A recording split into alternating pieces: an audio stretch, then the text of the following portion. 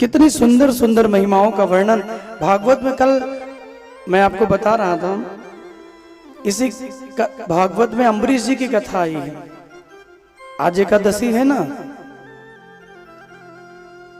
एकादशी के व्रत की बड़ी महिमा है। आप पूरे मास में एक अवश्य करें, दोनों ना कर पाए तो एक जरूर रहे। और एकादशी के व्रत का सबसे बड़ा जो नियम है, एकादश माने होता है 11, 5 कर्मेंद्रियां और 5 ज्ञानेंद्रियां और एक हमारा मन। इन 11 को साध लिया जाए तो नित्य एकादशी का व्रत हो जाए। इसलिए व्रत केवल अन्न का नहीं, बुरे विचारों का भी कीजिए। 5 कर्मेंद्रियां, 5 ज्ञानेंद्रियां, एक मन, ये मिलके होता है एकादश, जिसके लिए एकादशी का हम व्रत करते हैं।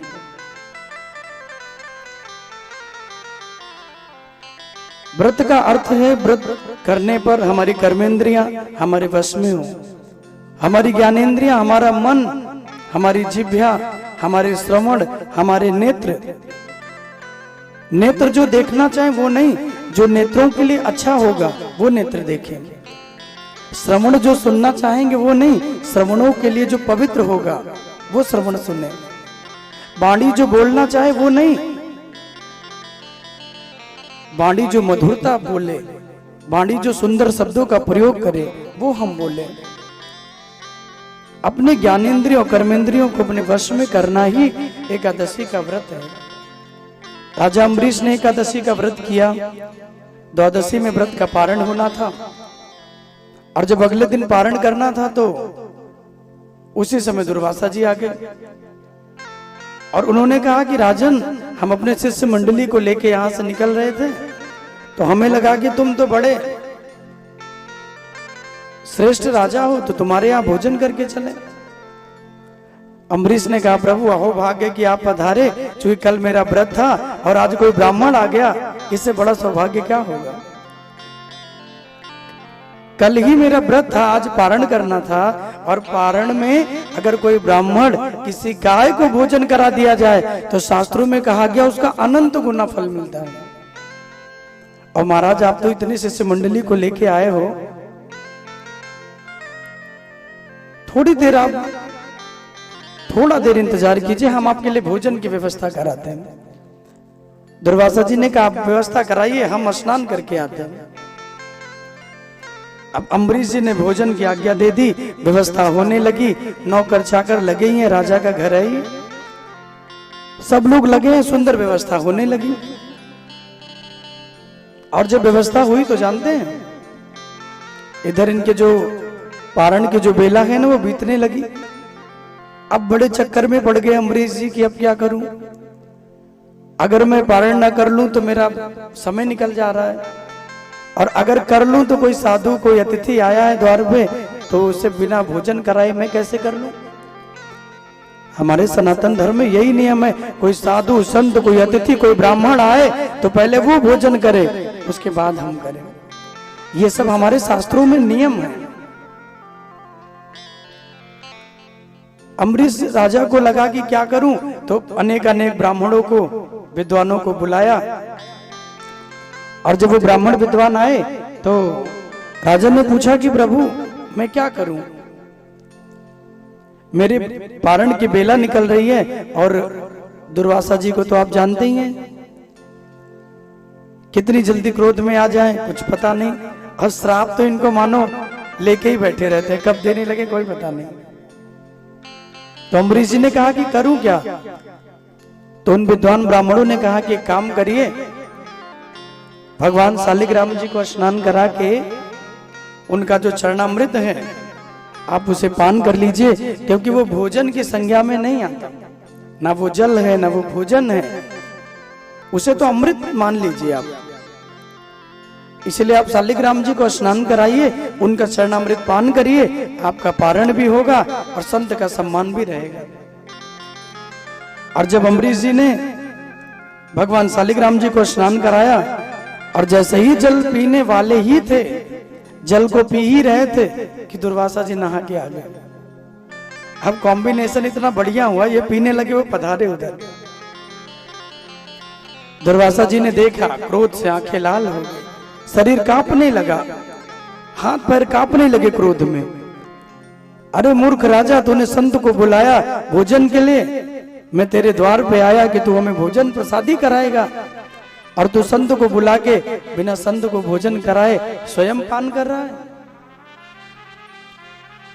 अम्बरीश जी ने कहा नहीं नहीं प्रभु क्षमा करें। जब तक वो कुछ बोलते इतने क्रोध में आए, अपनी जटाओं का बाल उखाड़ा, सामने पत्थर की शिला पे पटक दिया।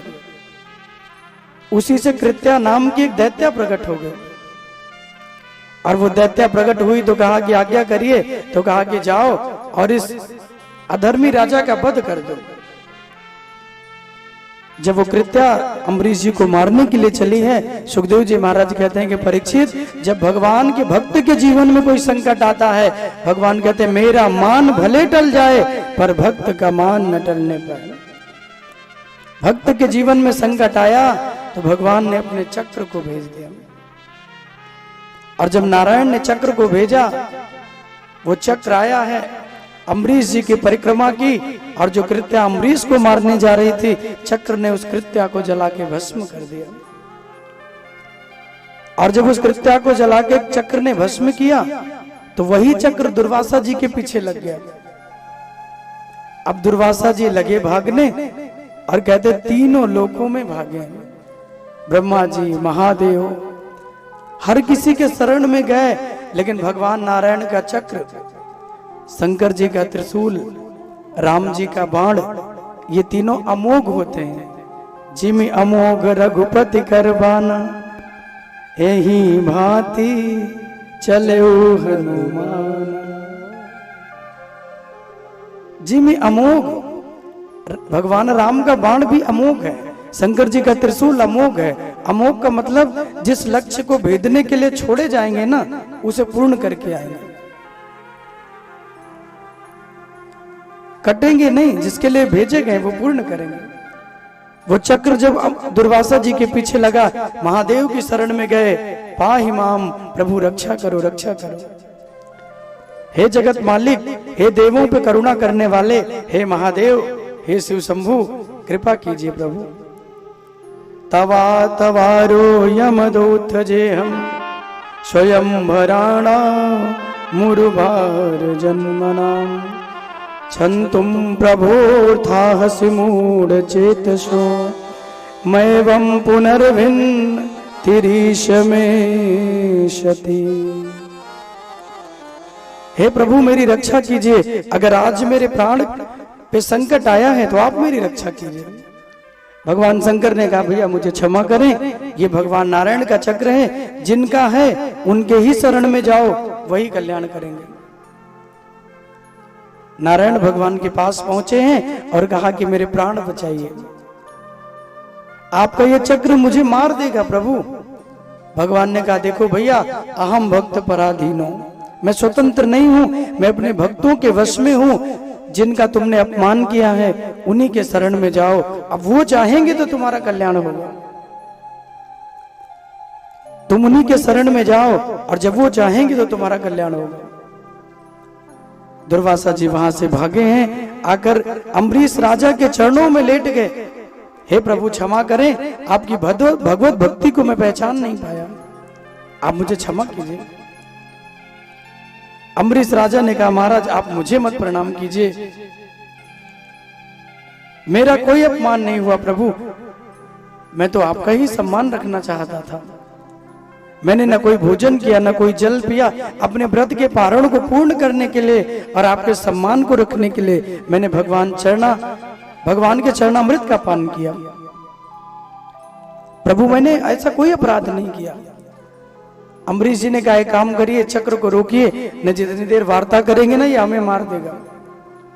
और देखिए भक्त की भक्ति में कितनी शक्ति है, जो भगवान के अमोघ अस्त्र हैं उसे भी अम्बरीश जी ने लौटा दिया।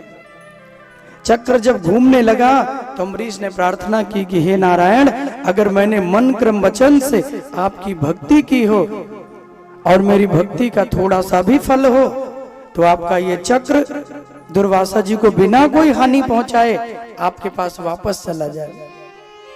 हा। सुखदेव जी कहते हैं परीक्षित देखो, भगवत भक्ति और भगवत कृपा में कितनी शक्ति होती है। बिना कोई हानि पहुंचाए भैया वो चक्र अम्बरीश को प्रणाम किया, अम्बरीश की परिक्रमा करते हुए भगवान नारायण के पास चला गया। दुर्वासा के प्राणों को बचाया अम्बरीश जी ने।